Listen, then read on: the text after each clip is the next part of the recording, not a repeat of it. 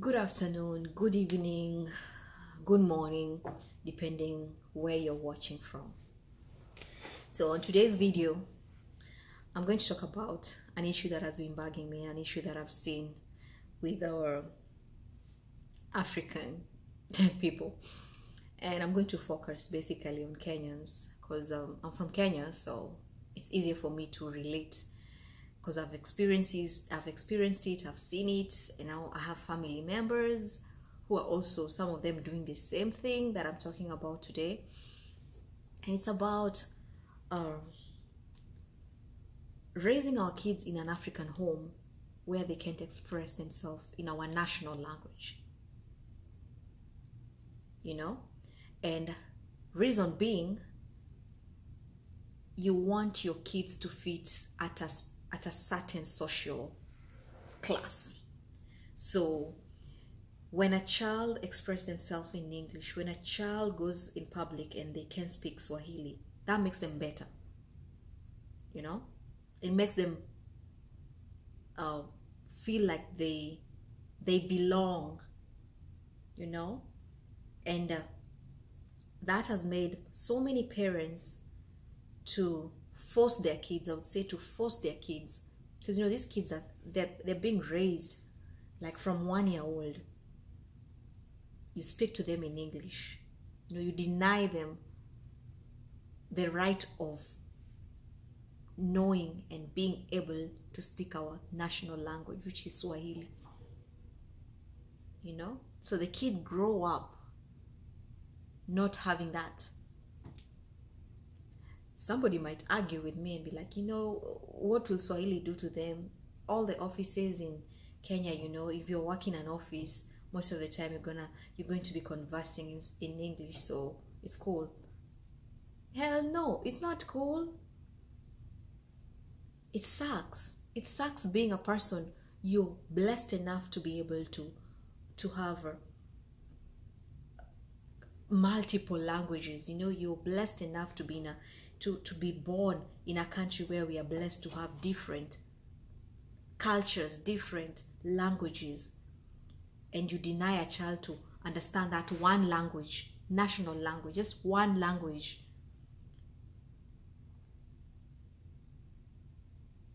It's funny because you don't see this when it comes to other nationalities. I was working in a Danish company, and that man, the owner of the company, he was a millionaire. He was a very rich man from Denmark, and all his kids were raised in Denmark. They used to come down to the office for internship and all that during the holidays. And one thing that I realized, and back then maybe it didn't really ring a bell, but now that I've matured, I'm now older, I look at things differently. It makes a lot of sense to me. Those kids, those Danish kids, were speaking in their language.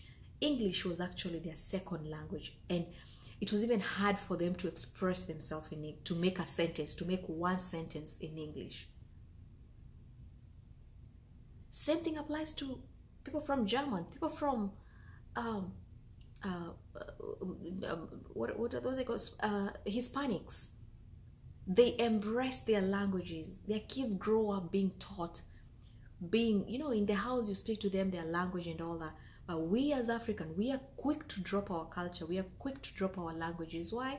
Because it makes you feel like you don't belong. You're not bougie. You don't have this social class. For you to show that you come from a certain social class, you have to speak in English. It makes you look cool. Somebody might ask me, oh, you're busy there talking and you're speaking in English. Yes, because I want everybody. I'm not only speaking to people who understand Swahili, so I have to speak in English so that everybody can understand.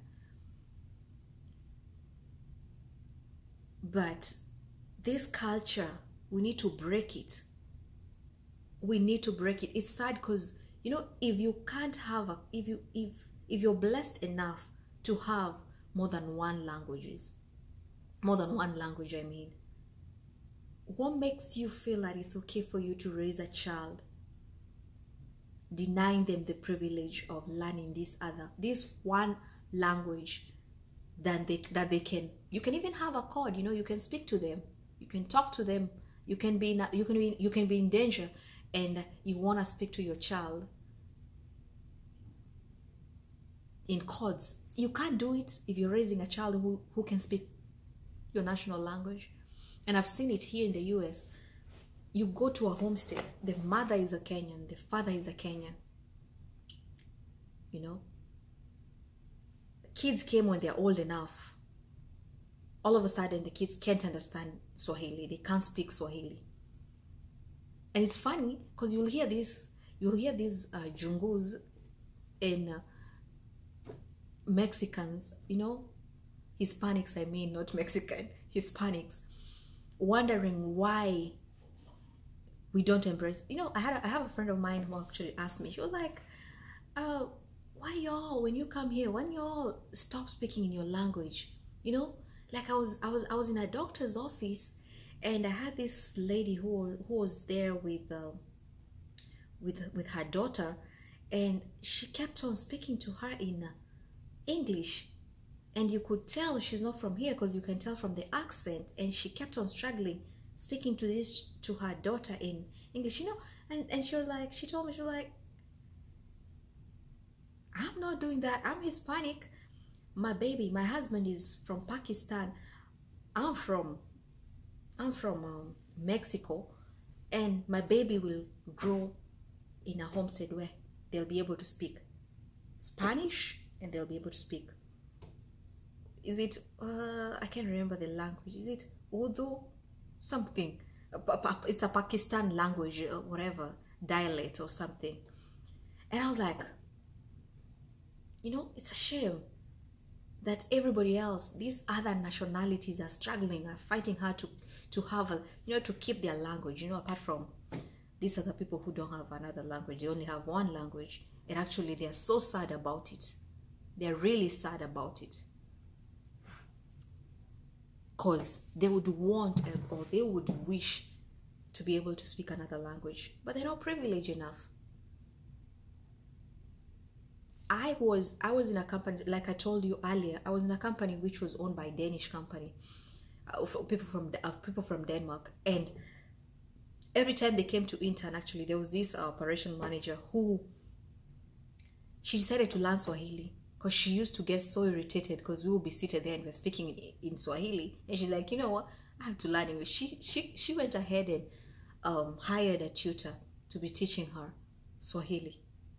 And within, was it 2 months, because it was in Kenya, I think for a year or something, it was hard for us to converse. The only time we were comfortable conversing is the only time we were comfortable conversing when she was around is when we would speak in Sheng, the slang. So, man, people, let's embrace our culture. Let's embrace our languages, We have Chinese, coming to Kenya, doing business, doing all these things, doing stuff. And those people can barely speak English. They can barely express themselves. And they're making it so you don't have to be able to speak English for you to be better. So if African would realize that, if we can embrace our diversity, if we can love who we are, stop trying so hard. It's not impressive because your kids it doesn't make you better because your kids are speaking in English. It doesn't. It doesn't make your child better because they're speaking in English. That child, if you're living in Rwanda and the child is living in one of the slums in Kibera, it doesn't make your child better because they speak in English, and the child from Kibera slums is speaking in can only speak in Swahili. The only difference is your child is privileged enough to live in a rich family. You can take them to a good school. That's the only thing. So let's quit all this madness and embrace our culture. Let's bring up kids. Let's bring up a generation where they will grow knowing, speaking in our national language is good. You know how cool it is when your kids go to their grandma and they can be able to have conversation. Nowadays, your grandparents don't want their grandkids to go visit them. How are they going to converse with them? 24/7 they're speaking in English. We need to stop and let's embrace our languages. That's it for today. Have a good evening, good afternoon, good morning, and bye.